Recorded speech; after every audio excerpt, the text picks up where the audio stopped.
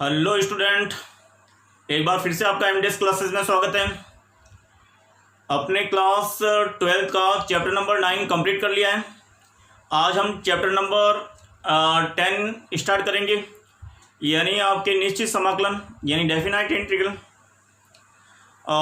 उससे पहले मैं आपको, अगर आप मेरा वीडियो पहली बार देख रहे हैं तो प्लीज़ चैनल को सब्सक्राइब कर लीजिए और वीडियो को लाइक कीजिए। और अगर कोई वीडियो में अगर कोई क्वेश्चन को समझने में प्रॉब्लम हो रही है तो आप कमेंट करके मेरे को बता सकते हो और व्हाट्सएप के थ्रू बता सकते हो। तो चलो आज का हम वीडियो स्टार्ट करते हैं। निश्चित समाकलन यानी डेफिनाइट इंटीग्रल। अब हमने इंटीग्रल की बात करते हैं, यानी समाकलन होते हैं। समाकलन होते हैं वो दो प्रकार के, एक तो आपके अनिश्चित समाकलन और एक होता है आपके निश्चित समाकल। अनिश्चित समाकलन के बारे में हमने 9th पूरा चैप्टर पढ़ा है। और उसको अनिश्चित समाकलन क्यों कहते हैं? क्योंकि अगर मैं उनके इंटीग्रेशन करता था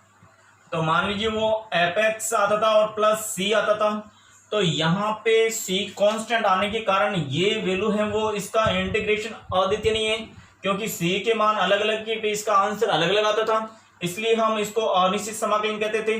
मगर निश्चित समाकलन किसे कहेंगे कि इस प्रकार के समाकलन जिसमें एक लोअर लिमिट और या upper limit F X D x होगी, इसका हम इंटीग्रेशन करेंगे तो इसकी कोई भी निश्चित संख्या यानी निश्चित मान मुझे प्राप्त होगा, इसलिए इस प्रकार के समाकलन को हम क्या कहेंगे? निश्चित समाकलन कहेंगे। अब प्रश्न यहाँ पे ये उठता है कि इसमें सी क्यों नहीं आता, इसमें सी आता है तो फिर इसमें क्यों नहीं आता है। अब अगर इसका इंटीग्रेशन करेंगे तो मान लीजिए ये आया आपके एफ एक्स प्लस सी आया, मगर ये जो लिमिट होती है इसे हम लोअर लिमिट कहते हैं, निम्न सीमा। इसको हम कहते हैं ऊपरी सीमा यानी अपर लिमिट। अब जब भी इसका पहले तो आपको क्या करना है, इसका इंटीग्रेशन करना, जो ये आएगा। अब इसमें लिमिट अप्लाई करनी है, ये लोअर लिमिट और अपर लिमिट। पहले यहाँ पे अपर लिमिट अप्लाई करेंगे, फिर माइनस करके फिर लोअर लिमिट अप्लाई करेंगे। अब x के स्थान पर b रखते हैं तो ये तो हो जाएगा आपके एफ बी प्लस सी, ये तो आपके अपर लिमिट। फिर यहाँ माइनस का लोअर लिमिट अप्लाई करेंगे तो एफ ए प्लस सी। तो इस प्रकार से आपके एफ बी प्लस सी माइनस का एफ ए माइनस सी, ये सी से सी कैंसिल आ जाता है, कैंसिल हो जाता है, जिससे आपके F B minus F A प्राप्त होता है। तो यहाँ पे कांस्टेंट वैल्यू प्राप्त नहीं हुई, यानी एक निश्चित मान प्राप्त हो गया। यानी इस प्रकार के इंटीग्रेशन के एक निश्चित वैल्यू प्राप्त होती है, इसलिए इनके समाकलन को हम क्या कहेंगे? निश्चित समाकलन कहेंगे। यानी ये अद्वितीय हल है इसका। यहाँ पे अद्वितीय हल नहीं, क्योंकि इसमें सी के मान डिफरेंट डिफरेंट पे इनके वैल्यू डिफरेंट डिफरेंट प्राप्त होती हैं, इसलिए इनको अनिश्चित समाकलन कहते हैं। तो अब हम निश्चित समाकलन को सोल्व करने के मेथड के बारे में बात करेंगे। अब हम बात करेंगे डेफिनाइट इंटीग्रल को सोल्व करने के मेथड के बारे में। तो जो सबसे पहला मेथड होगा वो आपके योगफल की सीमा के रूप में निश्चित समाकलन, यानी आपके definite integral as a limit of sum. और फिर दूसरा जो हम इसमें हम पढ़ेंगे योग की सीमा के रूप में निश्चित समाकलन। दूसरा है कलन का आधारभूत प्रमेय, यानी फंडामेंटल थ्योरम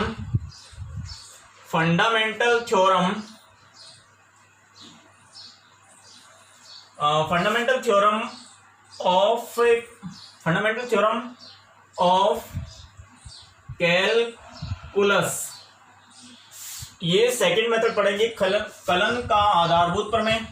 और तीसरा हम पढ़ेंगे साधारण निश्चित समाकलनों के मान ज्ञात करना। साधारण निश्चित समाकलनों के मान ज्ञात करना यानी to find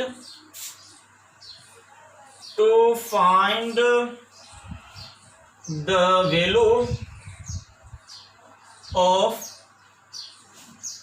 the common definite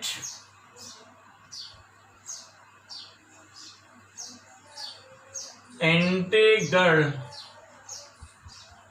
and last हम पढ़ेंगे निश्चित समाकलनों के मूल गुणधर्म, यानी basic properties of definite integral.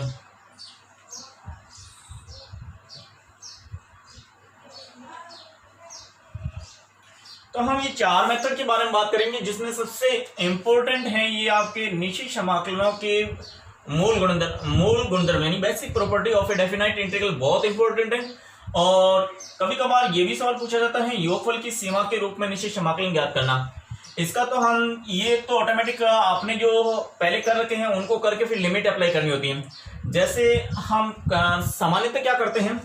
अगर आपको एक्स स्क्वायर डी एक्स यहाँ पे 3 और ये 5 है, इस इंटीग्रल को हम कहते हैं डेफिनाइट इंटीग्रल। और इसका हम साधारण से अगर समाकलन करते हैं, अगर लिमिट हटा दे तो एक्स क्यूब का होता है आपकी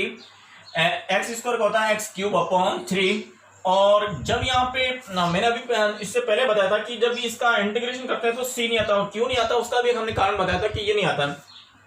तो इसका केवल आपके एक्स क्यूब अपॉन 3 लिखना है और फिर यहाँ पे लिमिट अप्लाई करनी है 3 to 5। अब यहाँ पे लिमिट अप्लाई करेंगे तो पहले अपर लिमिट लिखेंगे तो 5 क्यूब अपॉन 3 माइनस फिर करके लोअर लिमिट अप्लाई करेंगे तो 3 क्यूब अपॉन 3, ये तो हो जाएगा 125 अपॉन 3 माइनस के ये हो जाएगा 9 अपॉन यानी 27 अपॉन 3। अगर 3 वापस से एलसीएम ले लेंगे तो 125 में से 27 निकाल देंगे तो ये बच जाएगा 98। हाँ 98 बच जाएगा। तो ये इसका इंटीग्रेशन ये हो गया जो हम इसमें पढ़ेंगे, साधारण निश्चित समाकलनों के मान ज्ञात करने में पढ़ेंगे। इस प्रकार के इसका इंटीग्रेशन करना है, फिर उसमें लिमिट अप्लाई करनी है और ये पढ़। अब अपना टॉपिक है योगफल की सीमा के रूप में निश्चित समाकलन, यानी definite integral has the limit of a sum. इसको समझने के लिए मान लीजिए एक इंटीग्रेशन है a to b f x dx। इसका आपको इंटीग्रेशन करना है योगफल की सीमा के रूप में निश्चित समाकलन इसका करना है। तो आप देखिए यहाँ पे एफ एक्स है वो a से b में आपके वास्तविक हैं और सतत हैं, तो इसका इंटीग्रल पॉसिबल है। अब हम क्या करेंगे, इसका एक ग्राफ बनाएंगे एफ एक्स का। मान लीजिए ये मेरा एक्स एक्स, ये वाई एक्स और ये एक्स एक्स है, ये एक्स और ये वाई और ये ओ है। और मान लीजिए ये कोई कर्व है जो एफ एक्स का है, एफ एक्स का ये कर्व है और यहाँ पे आपके x इक्वल टू ए है और यहाँ पे x इक्वल टू b है। अब आपको क्या करना है, ये जो F X D X A to B में इंटीग्रल, यहाँ a से b में एफ एक्स डी एक्स का इंटीग्रल करेंगे तो वो इसका एरिया आएगा। इसका एरिया निकालने के लिए मैं क्या करता हूँ, इसके छोटे छोटे पार्ट कर देता हूँ। इसके छोटे छोटे पार्ट करेंगे,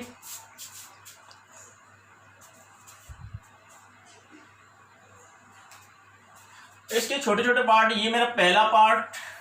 ये दूसरा, ये तीसरा और इस प्रकार से ये एनवा पार्ट। और इन सब की जो यहां से लेंथ है वो आपके h है, इसकी भी h है, इसकी भी h है और इसकी भी जो ये ब्रेथ है लेंथ, तो ये अपने आप जो लेंथ निकलेगी वो x equal to A F में रखेंगे तो ये लेंथ निकलेगी एफ ए, यहाँ पे एफ ए निकलेगी और यहाँ से ए और एच और जुड़ जाएगी तो यहाँ पे जो इस लाइन की जो लंबाई निकलेगी वो एफ ए प्लस एच निकलेगी। इस तीसरी लाइन की जो लंबाई निकलेगी वो एफ ए प्लस 2h निकलेगी। इस ये तीसरी के बाद चौथी लाइन की जो लंबाई निकलेगी वो एफ ए प्लस 3h निकलेगी। और इस प्रकार से इसकी n-1 इस रेखा की जो लंबाई यहाँ से यहाँ तक की लंबाई निकलेगी वो एफ ए प्लस n-1h निकलेगी। और लास्ट ये जो रेखा है यहाँ से यहाँ तक कितनी लंबी होगी वो होगी एफ ए प्लस NH की होगी। अब हमें h ये बराबर है तो h का मान कैसे निकालेंगे, h निकालेंगे अपने b में से a घटा के इसमें n का भाग देंगे, यानी b में से n घटाएंगे तो ये अंतर पूरा आ जाएगा और उसको n भाग कर देंगे तो इसमें n का भाग किया तो ये h का मान आ गया। अब अगर मुझे इसका क्षेत्रफल निकालना है तो इसका क्षेत्रफल निकालना है तो यहाँ से यहाँ तक मैं ले लेता हूँ, इसको ये छूट जाएगा तो ये छूट जाएगा, और फिर इसका क्षेत्रफल निकालूंगा तो ये यहां तक ले लूंगा तो ये छूटेगा, इसका क्षेत्रफल निकालूंगा तो ये यहां तक छूटेगा, ये छूट जाएगा और यहां से निकाल लेंगे। इसी प्रकार से ये ऊपर वाले छोटे छोटे ये हम छोड़ देते हैं और इनके सारे क्षेत्रफल निकाल के प्लस कर देंगे। तो इसका जो क्षेत्रफल रहेगा वो कैसे निकालेंगे, इसकी ये जो लंबाई तो रहेगी वो एफ है और इसकी चौड़ाई एच से गुणा करेंगे तो इसका जो क्षेत्रफल आएगा एच एफ आएगा। इसका जो क्षेत्रफल आएगा, इसकी लंबाई तो हो गई एफ ए प्लस एच और इसको एच से गुणा किया तो H F A plus H, इसका क्षेत्रफल आ गया। इस प्रकार से इसका क्षेत्रफल आएगा एफ ए प्लस 2h को अगर एच से मल्टीप्लाई करेंगे तो इसका क्षेत्रफल आ जाएगा। इस प्रकार से इसका क्षेत्रफल निकालेंगे तो यहां से इसकी लंबाई यहां से यहां तक तो है F A plus N minus 1h, इसको हम इस लंबाई को इस चौड़ाई एच से गुणा कर देंगे तो ये इसका क्षेत्रफल आ जाएगा और सबको जोड़ देंगे तो ये पूरा क्षेत्रफल आ जाएगा जो इसके इक्वल है। तो इस प्रकार से अपना जो समाकलन बनेगा, यानी इसका जो समाकलन बना a to b apex dx, जिसे आप डेल भी कह सकते हैं, क्षेत्रफल को हम डेल 1 से कहते हैं, ये पहला क्षेत्र है तो डेल 1 लिखेंगे। अब ये जो क्षेत्रफल आएगा इसमें h बहुत ही छोटा लिया गया है, इसलिए यहाँ पे सबसे पहले तो लिमिट लगाएंगे, लिमिट s टेंड्स टू 0। अब यहाँ पे क्षेत्रफल लिखेंगे पहले का क्षेत्रफल लिखेंगे, उस कंडीशन में आपके ये एफ ए को मल्टीप्लाई करना है h into F A plus, फिर उसके बाद में हम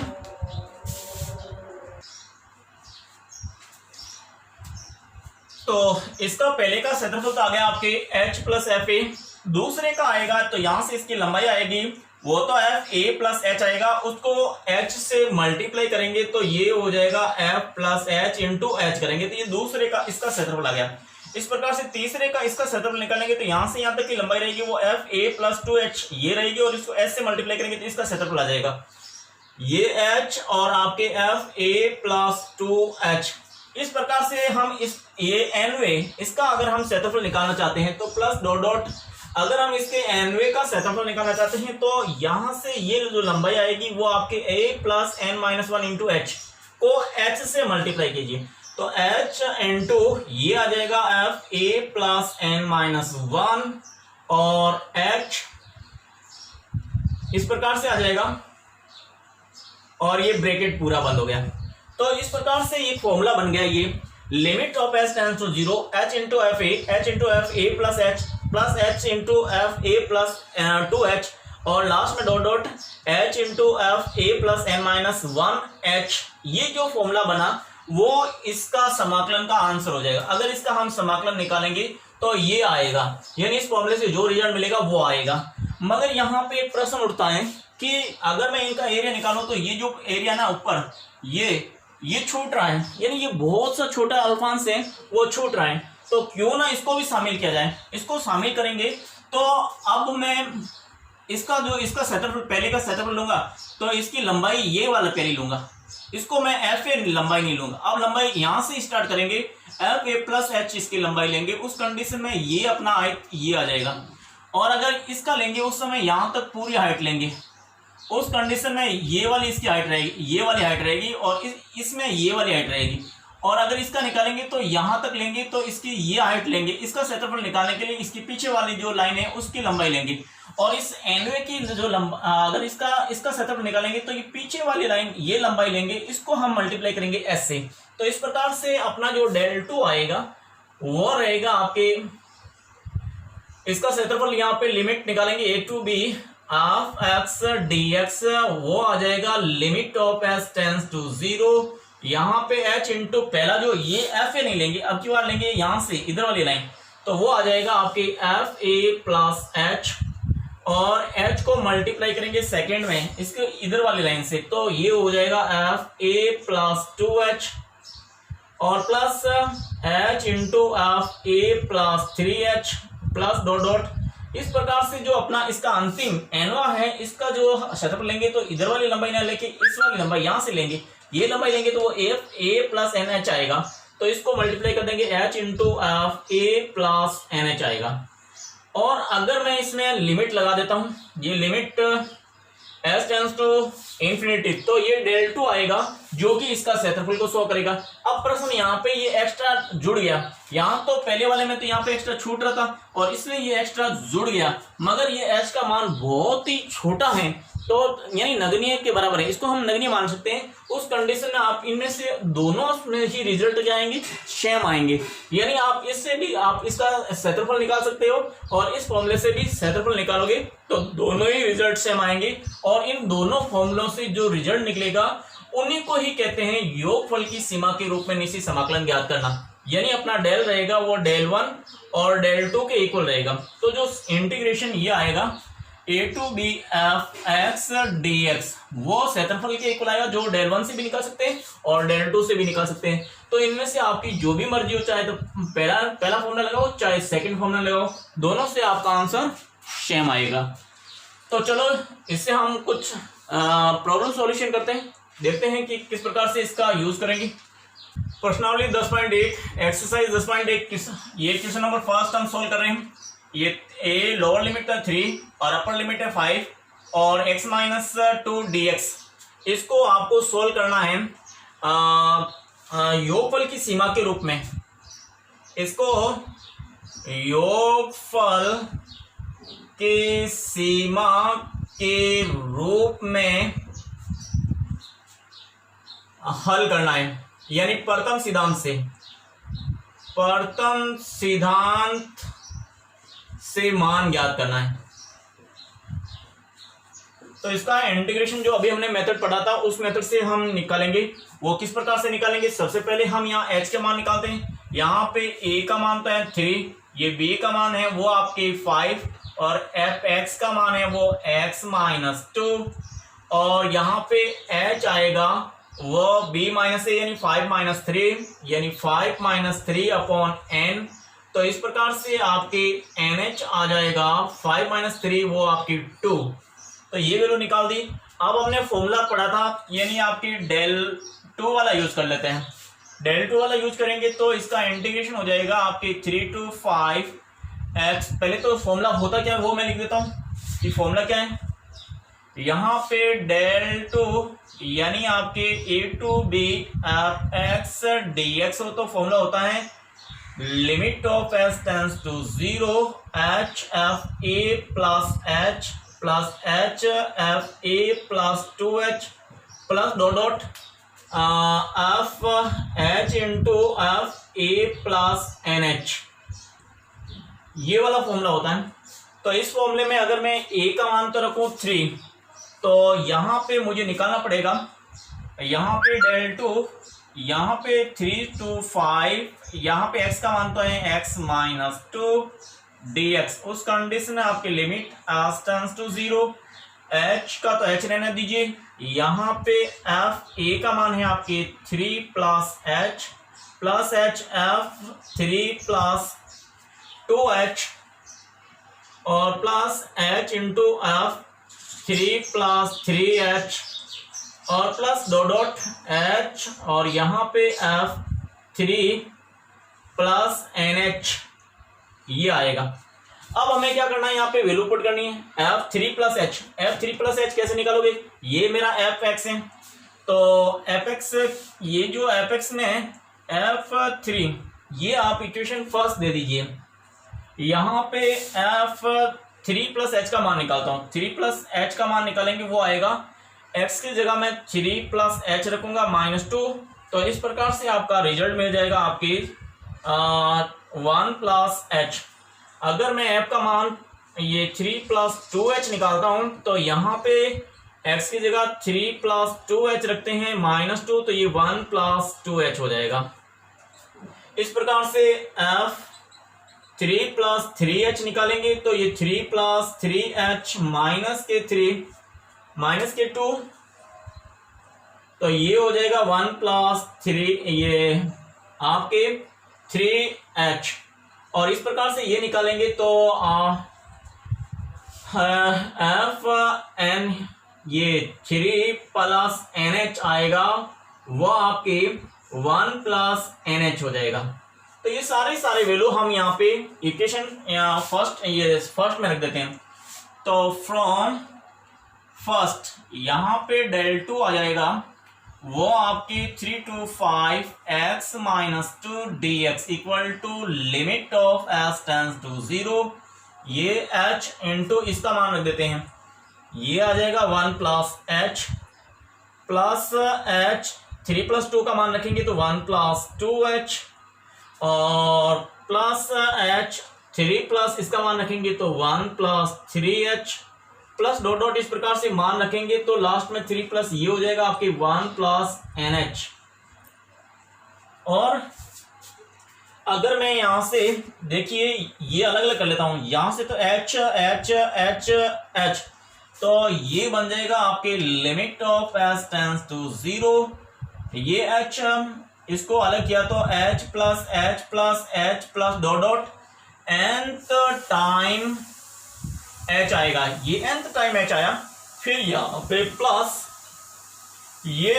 h स्क्वायर, इनको गुणा करेंगे तो h स्क्वायर प्लस यहां से इनको गुणा किया तो 2h स्क्वायर, यहां से गुणा किया तो ये प्लस के 3h स्क्वायर और यहां से गुणा किया तो प्लस के डॉट डॉट nh स्क्वायर, यानी आपके nth टाइम हो गया, ये आपके nth टाइम हो गया। तो अब देखिए लिमिट, यहाँ पे जो लिमिट s टेंस टू 0, यहाँ पे h कॉमन लेंगे तो यहाँ 1 plus 1 plus 1 plus dot dot nth time 1 आएगा और इसमें से h स्क्वायर कॉमन ले लेंगे तो ये h स्क्वायर मैंने कॉमन ले लिया तो यहाँ 1 plus 2 plus 3 plus dot dot यहाँ पे n आएगा। अब देखिए ये वाला फॉर्मूला, इसको मैं साफ कर लेता हूं,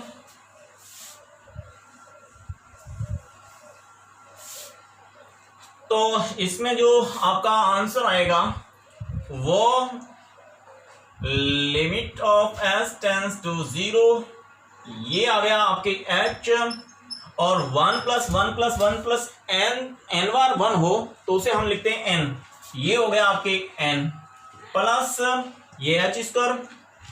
और यहाँ पे 1 2 3 4 nth है, तो क्योंकि हम जानते हैं कि इनका योग होता है वो आपके n प्लस 1 अपॉन 2 होता है, ये हम जानते हैं, क्योंकि हम जानते हैं 1 plus 2 plus 3 plus dot dot n हो, यानी 1 से n संख्याओं का योगफल होता है जो आपके n प्लस 1 अपॉन 2 होता है, जिसे आप समेशन ऑफ r कहते हैं। तो ये वैल्यू हमने यहाँ पे रख दी। अब देखिए, तो अब मैं लिमिट लगाता हूं तो मेरे पास NH की वैल्यू पहले से ही मौजूद है, क्योंकि अपने पास में NH आया हुआ था, अपने 5 माइनस 3 यानी 2 आया हुआ था और S टेंस टू 0, तो यहाँ पे तो NH बनाने की कोशिश कर लो, S टेंस टू 0, यहाँ पे NH, इसको भी H, एक H तो यहाँ पे रहने दो, N है इसके साथ में H रहने दो, एक H को अंदर मल्टीप्लाई कर लेंगे तो यहाँ पे NH आ जाएगा और H आ जाएगा बाई 2। अब इसमें लिमिट लगा देते हैं, इसमें लिमिट लगाएंगे s टेंस टू, पहली बात तो NH है जो 2 रख देते हैं, तो यहाँ पे limit of s tends to 0, ये तो हो गया 2 प्लस 2 और 2 प्लस h अपॉन 2। अब लिमिट अप्लाई करेंगे तो यहाँ पे तो h की जगह 0 रखेंगे तो ये हो जाएगा 2 प्लस 2 इंटू 2 अपॉन 2, 2 से 2 कैंसिल हो जाएगा और 2 2 को जोड़ेंगे तो इसका आंसर 4 आएगा। तो इस प्रकार से अपना जो रिजल्ट मिला आपके integration 3 to 5 x minus 2 dx हुआ वो 4 हो गया। और इस प्रकार से आपके आंसर निकालना ही आपके योगफल, सीमा के योगफल के द्वारा ये इंटीग्रेशन ज्ञात करना कहलाता है, यानी definite integral as a limit of sum. तो यहाँ पे अब हम चेक कर लेते हैं, ये तो हमने प्रथम सिद्धांत से किया, तो अगर आपको प्रथम सिद्धांत से कहने के लिए कहें तो इस प्रकार से करना है, नहीं तो हम इसका सीधा सीधा तो बिल्कुल ही आसान तरीका है।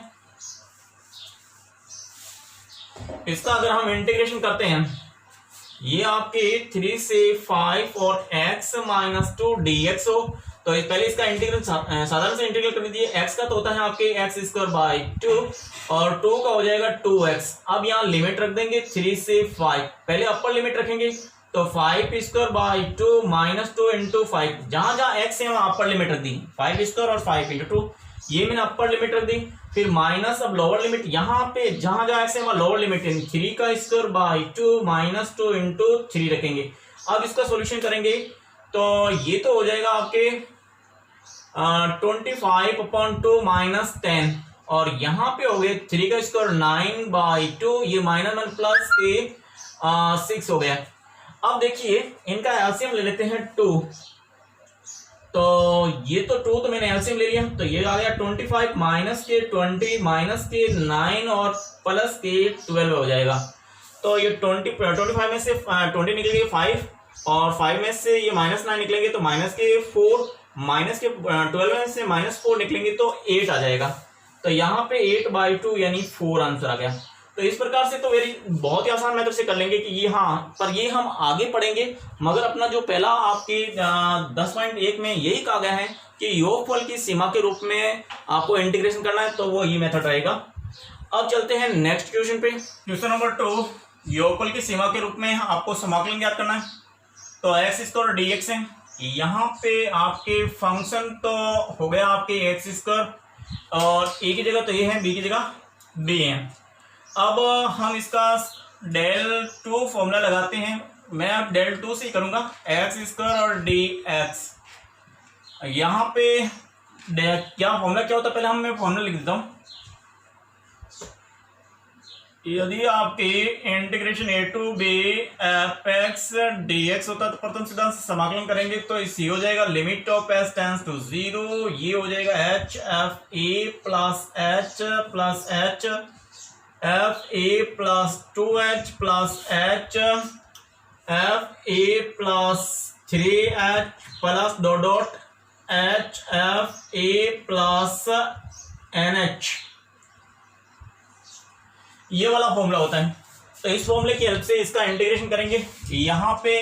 आपके a की जगह तो a ही है, h की जगह h ही है, और h का मान होता है h इक्वल टू होता है b माइनस ए अपॉन n। इसका मतलब आपके nh आएगा वो b माइनस ए होगा।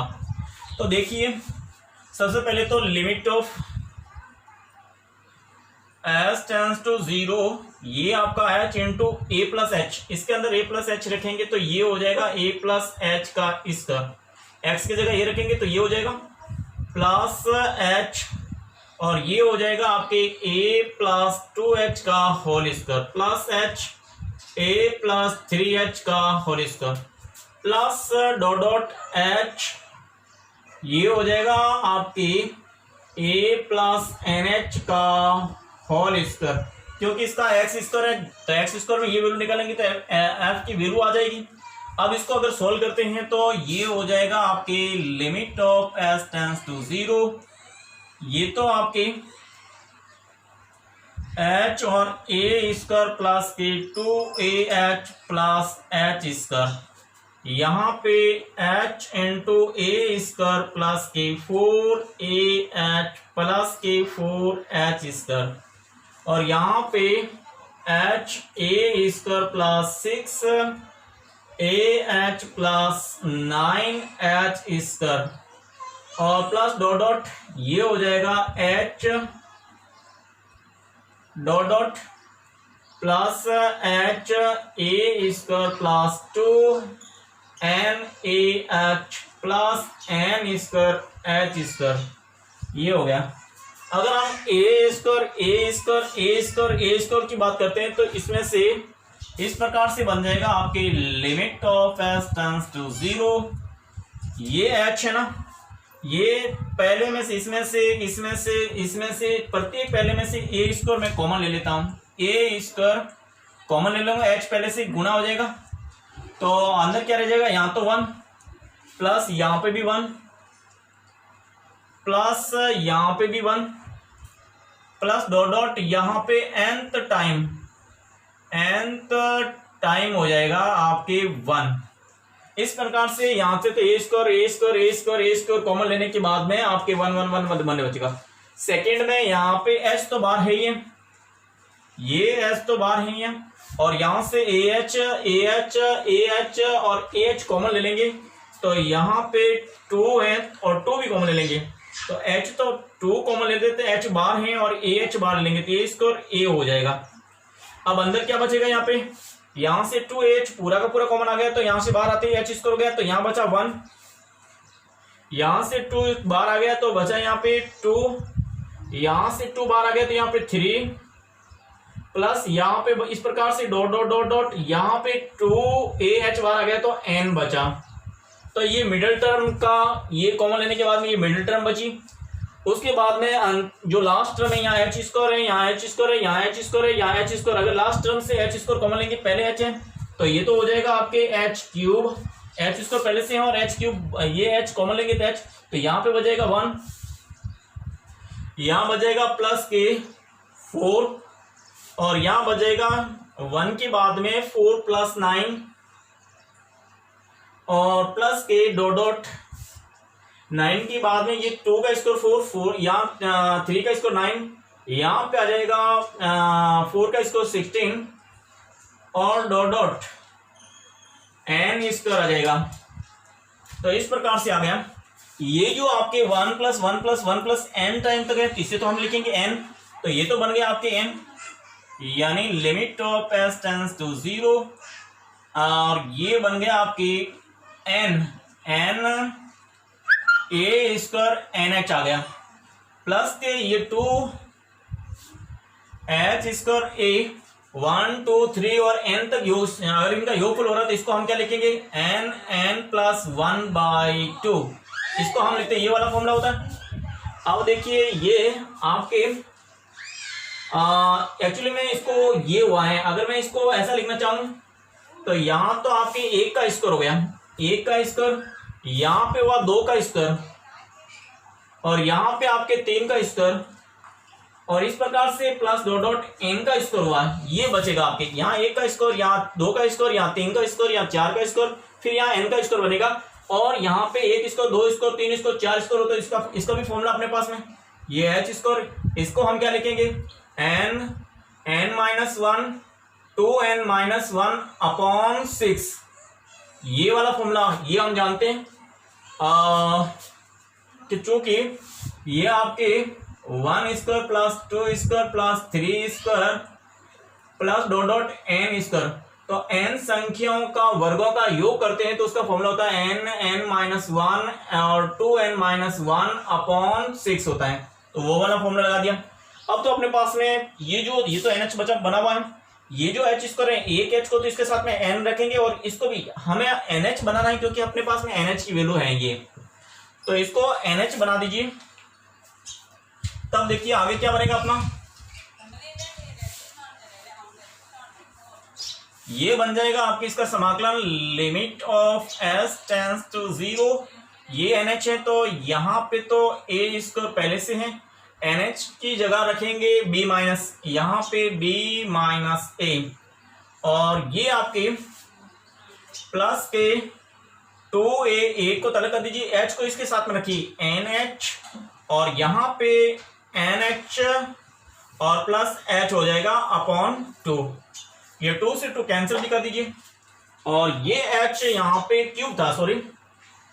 था एक की, तो h इसके साथ में रखिए, एक h को इन दोनों से गुणा कर दीजिए और इसको एक से गुणा कर दीजिए, तो पहला h रहेगा वो यहाँ पे हो गया, दूसरा h तो इसके साथ में गुणा होके NH माइनस h हो गया, और तीसरा h हुआ जो इनके साथ में 2NH माइनस h अपॉन 6 हो गया। अब यहाँ पे पहले हमने NH की वैल्यू यहाँ तो रख दी, अब यहाँ पे भी NH की वैल्यू रख देंगे, तो इस प्रकार से आपके limit of s tends to 0, ये आपके a square b minus a, यहाँ पे a तो पहले से मौजूद है और यहाँ b माइनस a यहाँ पे, और यहाँ पे भी आपके b माइनस a और माइनस ये प्लस h ये वाला, और यहाँ पे NH की जगह b माइनस a, और ये ब्रैकेट है यहाँ पे b माइनस a और माइनस h, और फिर यहाँ पे 2NH की जगह तो b minus a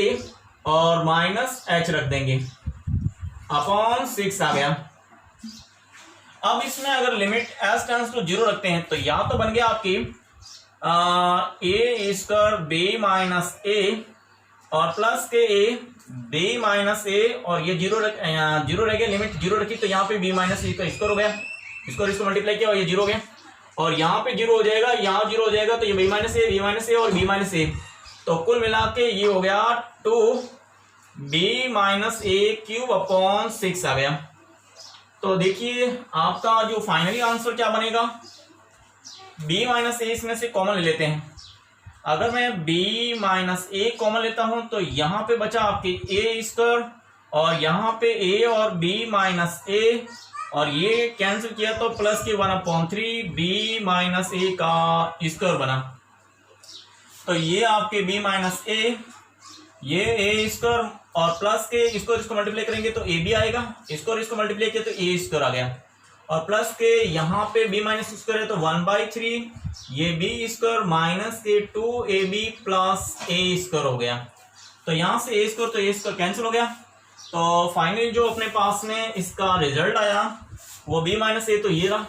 b minus ए, और यहाँ ab, अगर इसके भी 3 एलसीएम ले लेते हैं,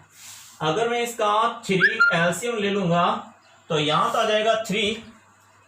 3ab और प्लस के b स्क्वायर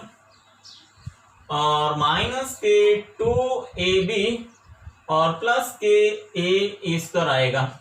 तो यहाँ पे b माइनस ए और 3ab में से ये निकल गया, तो आपके यहाँ पे a स्क्वायर प्लस के ab प्लस b स्क्वायर आ गया, और ये हो गया आपके 3।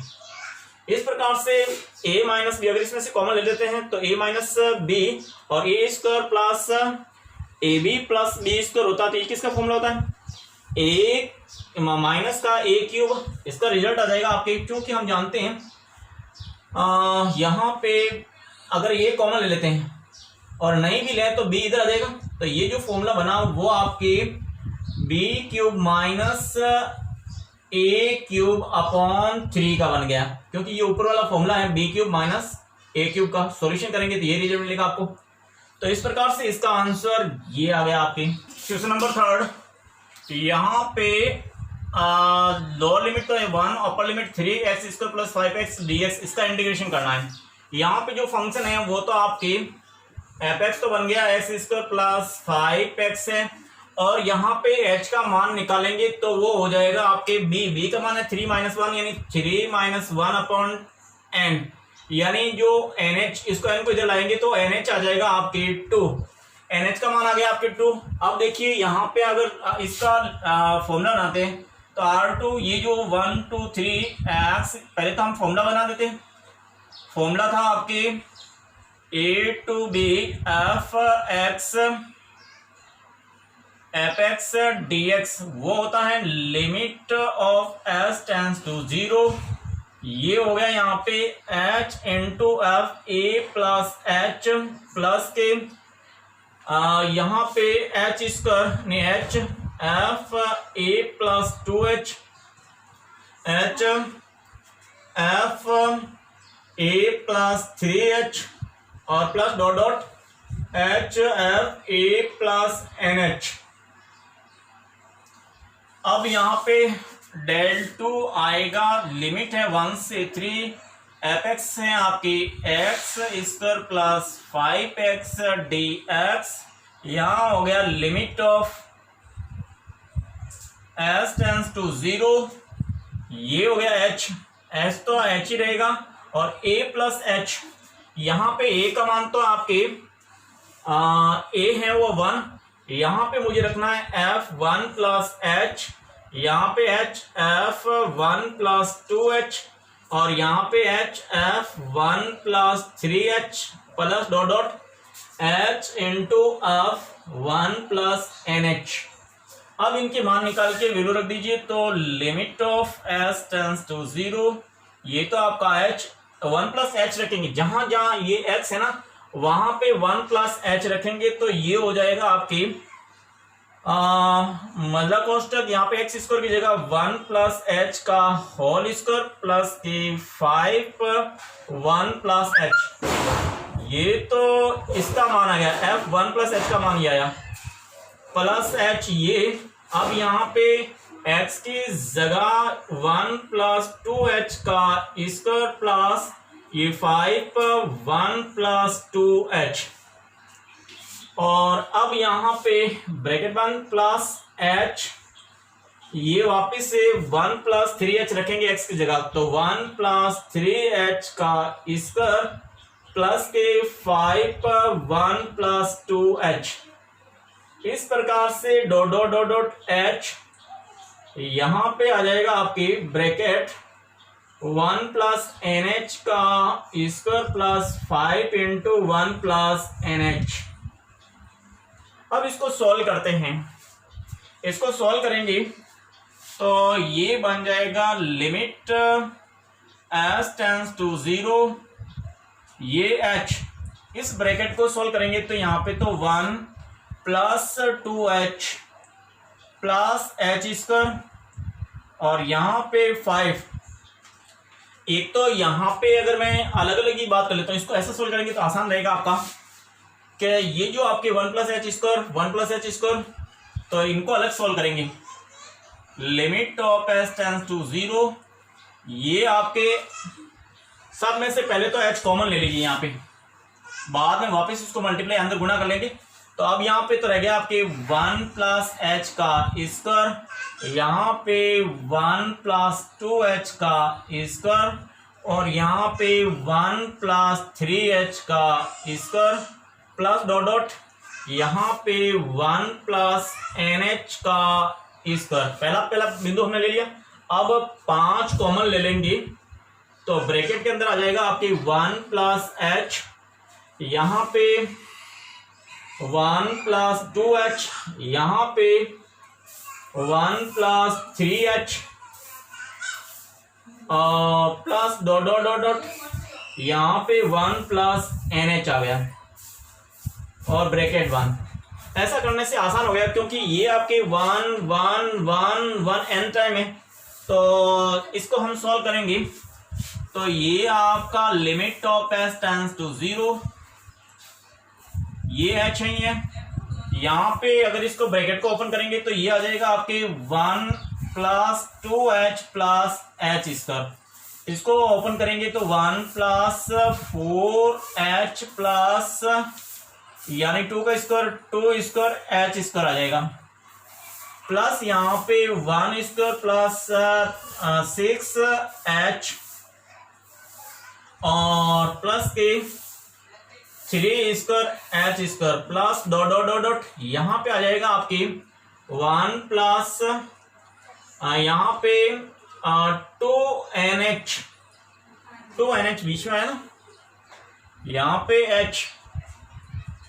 यहाँ पे आपके h square 2 square h square और यहाँ पे 2h 4h 6h और 2NH आ गया और यहाँ पे आ गया आपकी n स्क्वायर h स्क्वायर। तो ये तो पहले तो मैंने सारे के सारे ब्रैकेट ओपन कर दी, तो यहाँ पे 2NH आया तो इसको यहाँ 2NH इसमें से 2 कॉमन ले लेंगे तो देख लेंगे आगे क्या होगा। फिर हम आते हैं यहाँ पे 5 इंटू मजा कॉस्टल, ये 1 plus dot dot 1 nth time तक ये 1 है, ये पहले लिख लेंगे और फिर h कॉमन ले लेंगे इसमें से और ये भी आपके 1 2 3 यानी 1 2 3 प्लस डॉट डॉट आपके n आ गया और ये ब्रैकेट बंद और ये आया। तो इस प्रकार से आपने पहले तो इन ब्रैकेट को खोला और इस 5 वाले को खोला। 5 वाले को तो ऐसा करने से ये तो बन गया आपके n, यहाँ तो n आ जाएगा और ये h और ये 1 2 3 4 5 n तक है तो यहाँ पे आ जाएगा n प्लस 1, ये फॉर्मूला हम बना देंगे। इसमें क्या बनता है वो देखेंगे अब। और एक चीज हमेशा आपको ध्यान रखनी है कि इसमें NH की वैल्यू है वो 2 है, ये दिमाग में रखना। अब मैं इसको सॉल्व करता हूं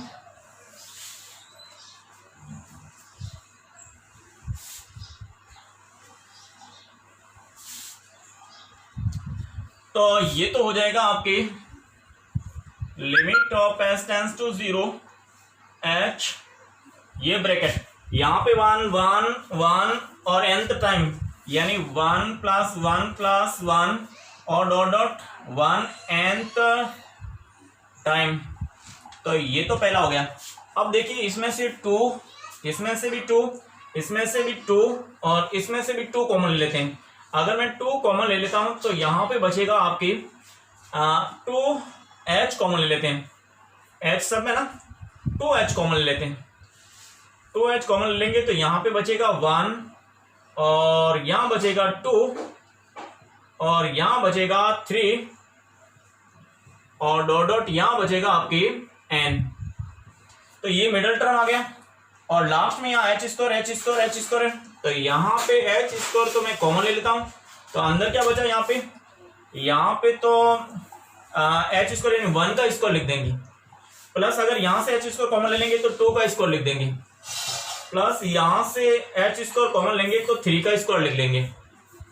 और डॉट डॉट यहाँ पे n का स्क्वायर लिख लेंगे। तो ये तो आगे की ये टर्म सॉल्व हो गया। अब अपने पास में बचा यानी 5 और यहाँ पे bracket 1 plus 1 plus 1 plus dot dot 1 nth time, एक तो ये बचा और एक यहां से H कॉमन लेने के बाद में 1 plus 2 plus 3 plus dot dot n बचा हुआ है, ये बचा है। अब हम फॉर्मूले लिखेंगे क्योंकि 1 प्लस 1 प्लस 1 प्लस ये तो हो जाएगा आपके n, ये हो जाएगा आपके 1 प्लस n टाइम योग करेंगे तो वो n प्लस 1/2, ये n 1 स्क्वायर 2 स्क्वायर 3 स्क्वायर और n संख्याओं को भरे गए तो इसका फॉर्मूला होता है आपकी, इसका फॉर्मूला तो होता है n minus 1 2n minus 1 upon 6, इसका फॉर्मूला होता है आपके n प्लस 1/2, ये हो जाएगा आपका n, इसका तो n, इसको लिखेंगे n प्लस 1/2 और ये हो गया n संख्याओं का वर्गों का योग लिखेंगे n माइनस 1 2n माइनस 1/6 और ये वापस से n आ जाएगा और यहाँ पे 1 से 2 तो यहाँ वापस ये वाला फॉर्मूला आ जाएगा, ये वाला। तो देखो आगे कैसे सोल्व करेंगे, ये लिखेंगे limit of s tends to 0 h, यहां तो हो गया आपकी n प्लस ये आपकी 2h और यहां ये फॉर्मूला लगाएंगे n और n प्लस 1/2 और फिर बाद में प्लस के h स्क्वायर और यहाँ पे n संख्या को वर्गों के ये लिखेंगे तो ये हो जाएगा h स्क्वायर के बाद में आपके n minus 1 2n minus 1 upon 6, ये आ गया प्लस के 5 और ये ब्रैकेट बंद है, यहाँ 1 1 1 है तो इसको लिखेंगे n और यहाँ पे h 1 2 3 4 है तो ये हो जाएगा आपके n प्लस 1/2, ये n संख्याओं का योग। ये सारे हमने संख्याओं के योगफल के फॉर्मूले लिखे। अब देखिए आगे क्या बनता है आपके, अब इसको टर्म को NH बनाने की कोशिश करें ताकि NH की जगह हम ये 2 रखने की कोशिश करेंगे। तो इस H को तो वापस गुणा कर दीजिए तो ये आ जाएगा limit of S tends to 0, ये तो यहाँ पे तो बन गया NH और एक NH तो यहाँ पे ये 2 से 2 कैंसिल हो गया तो यहाँ NH तो है, ये H इससे भी मल्टीप्लाई हो जाएगा तो अंदर NH हो जाएगा और प्लस 1 से मल्टीप्लाई होगा तो H हो जाएगा, इसका मतलब ये इससे भी मल्टीप्लाई होगा और इससे तो करने की जरूरत नहीं, इन दोनों से कर लेंगे, ये हो गया। और अब यहां से एक H तो इसके साथ में हो जाएगा, जो इससे मल्टीप्लाई करेंगे वो तो NH आ गया, यहां से H स्क्वायर एक तो इनमें गुणा करा देंगे और एक इसमें गुणा करा देंगे तो ये हो जाएगा आपके NH माइनस 1, ये हो जाएगा 2NH माइनस 1 अपॉन 6 हो जाएगा। ये इस प्रकार से H को मल्टीप्लाई किया तो ये हो गया। अब देखिए ये बन जाएगा आपके 5 और 5 को अगर मल्टीप्लाई करना चाहते हो तो कर लो, नहीं तो ये 5 को रहने दो, ये हो जाएगा आपके n और यहां से h को यहां से मल्टीप्लाई करेंगे तो ये हो जाएगा nh और इस h को इससे मल्टीप्लाई करेंगे, यहां तो पहले से nh है